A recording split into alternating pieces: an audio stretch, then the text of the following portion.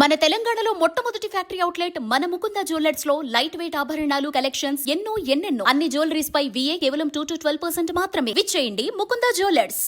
ప్రపంచవ్యాప్తంగా ఉన్న మలయాళీలు మతాలకు అతీతంగా జరుపుకునే పండుగ ఓనం. 10 రోజుల పాటు నిర్వహించే ఈ వేడుక చివరి రోజు కావడంతో ఇవాళ కేరళ వ్యాప్తంగా ఎక్కడ చూసినా పూల ముగ్గులే దర్శనమిచ్చాయి. చిన్న పెద్ద యువతి యువకులు అంతా సంప్రదాయ దుస్తుల్లో కనువిందు చేశారు. బలిచక్రవర్తి తమ రాజ్యానికి ఇవాళ వస్తారని భావించే కేరళ ప్రజలు ఆయనకు స్వాగతం పలికేందుకు వివిధ ప్రదర్శనలు చేశారు. కేరళ వాసులు ఓనం పండుగను ఘనంగా జరుపుకున్నారు. వేడుకల్లో చివరి రోజు ఇంటింటా పూల తివాచీల్లాంటి ముగ్గులు దర్శనమిచ్చాయి.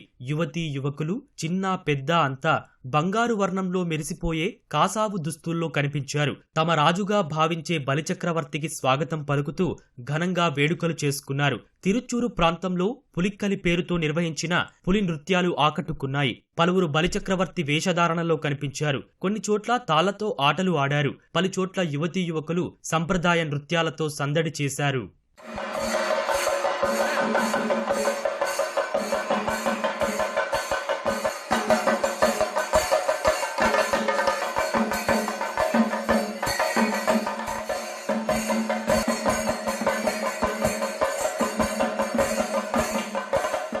పది రోజులు నిర్వహించే ఓనం పండుగకు శుక్రవారం చివరి రోజు కావడంతో ప్రతి ఇంటా సద్య పేరుతో ప్రత్యేక విందు ఏర్పాటు చేశారు. అరటి ఆకులో 30 వరకు విభిన్న ఆహార పదార్థాలను వడ్డించారు. దీనిలో కేవలం శాకాహారం మాత్రమే ఉంటుంది. తాహతును బట్టి 60 పదార్థాల వరకు పెడతారు.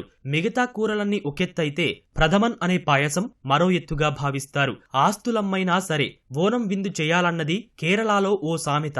కేరళ వ్యాప్తంగా ఈరోజు ఖచ్చితంగా సద్య విందును ఏర్పాటు చేస్తారు. విందు ఏర్పాటు చేసుకోలేని వారికి మిగతా వారు సాయం చేస్తారు.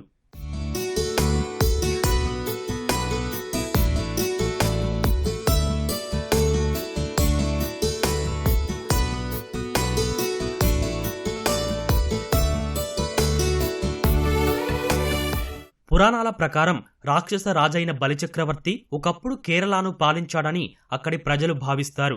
ఆయన పాలనలో ప్రజలంతా సుఖ సంతోషాలతో జీవించారని చెబుతారు. మహావిష్ణువు అనుగ్రహం మేరకు బలిచక్రవర్తి ఏటా ఒకసారి తన ప్రజల్ని కలవడానికి తిరోవనం రోజున వస్తారని కేరళ ప్రజలు నమ్ముతారు.